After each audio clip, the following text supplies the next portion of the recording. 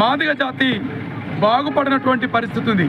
ఎందుకోసం అంటే పాలకుల నిర్లక్ష్యం వల్ల భారతదేశంలో ఉన్నటువంటి మాదిగ, చెమారు ఇటువంటి మాదిగ ఉపకులాలన్నీ కూడా అణచివేతకు గురయ్యాయి. ప్రత్యేకంగా తెలంగాణ రాష్ట్రాన్ని తీసుకుంటే ఇక్కడ మాదిగలు 90% ఉంటారు. అదేవిధంగా మాలలు ఒక 10% కూడా ఉండరు. అలాంటి సందర్భంలో ఈరోజు మన రాష్ట్రం లోపల మాదిగలందరూ కూడా అమాయకంగా వందల సంవత్సరాలుగా వెట్టి చాకిరీకి చేసుకుంటూ పిల్లల్ని చదివించకుండా ఎక్కడంటే అక్కడ బాండెడ్ లేబర్గా బతుకుతున్నటువంటి పరిస్థితుల్లో మాల సోదరులు చక్కగా చదువుకొని వాళ్ళు రాజకీయంగా ఉద్యోగాల్లో ఎక్కడ పడితే అక్కడ వాళ్ళే చొచ్చుకొని పోయి దళితానం ఏదైతుందో కరెక్ట్గా మాదిగలకు, మాదిగ ఉపకులాలకు న్యాయం జరగాలంటే వర్గీకరణ ఖచ్చితంగా అవసరమే అని చెప్పేసి వర్గీకరణకు ఆమోద ముద్ర వేసినటువంటి సందర్భంగా మనమందరం కూడా ఎంతో హర్షించాల్సినటువంటి విషయం. కాబట్టి ఇంతటితో ఇది ఆగిపోలేదు.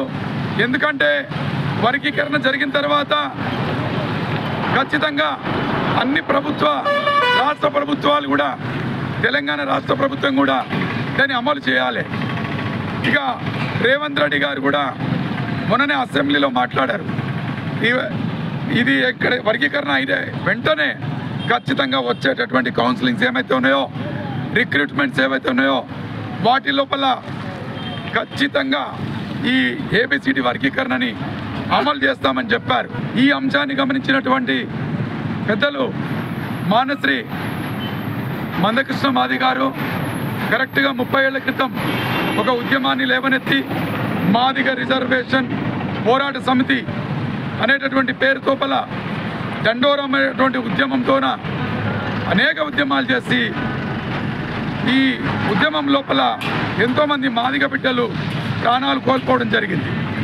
ఈరోజు కొంతమంది నిన్న వచ్చినటువంటి తీర్పుతోన కొంతమంది, ఉదాహరణకి ఎమ్మెల్సీగా ఉన్నటువంటి మన కోరటి వెంకన్న గారు చాలా ఎగిరెగిరి పడుతున్నాడు. మా వాటా మాకు కావాలి, మా వాటా మాకు కావాలని ఇన్నాళ్ళు దోచుకొని తిన్నారు. నిజంగా అదే రాజకీయంగా కనుక ఎవరైనా మాట్లాడితే వాళ్ళ దిష్టి బొమ్మలు కాల్చేవాళ్ళు. ఈరోజు చేసిన వారికి ఈ రిజర్వేషన్ అమలు చేయాలి, ఇది చేస్తేనే వాళ్ళు బాగుపడతారని మన సుప్రీంకోర్టు ఆదేశం ప్రకారంగానే మన చిన్న రాష్ట్రము, ఇతరున్న రాష్ట్రాలు మనం అందరం పోరాడి, మన రాష్ట్ర ముఖ్యమంత్రితో పోరాడి మన ఫలాలని మనం అందించుకోవడానికి మీరందరూ ఉద్యమాలు చేయాలని మీతో అందరితో పేరున అందరికీ సామాజిక ఉద్యమాలు తెలుపుతూ ఈ అవకాశాన్ని ఇచ్చిన మీ అందరికీ నా యొక్క సామాజిక ఉద్యమాలు తెలుపుతూ ఇద్దరితో జై భీమ్ జాతర నిర్వహించినాము.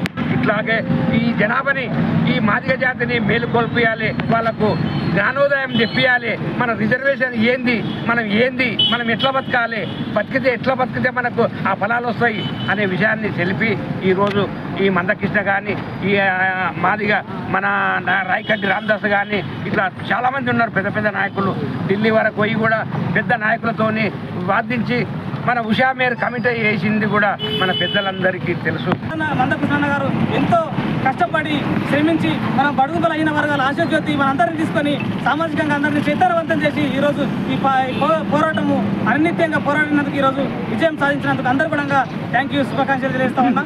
అభినందనలు, జేపీలు, థ్యాంక్ యూ. మరిన్ని వీడియోస్ కోసం ఛానల్ ని సబ్స్క్రైబ్ చేయండి, లేటెస్ట్ అప్డేట్స్ కోసం వాట్సాప్ ఛానల్ ని ఫాలో చేయండి అండ్ లింక్ డిస్క్రిప్షన్ లో ఉంది.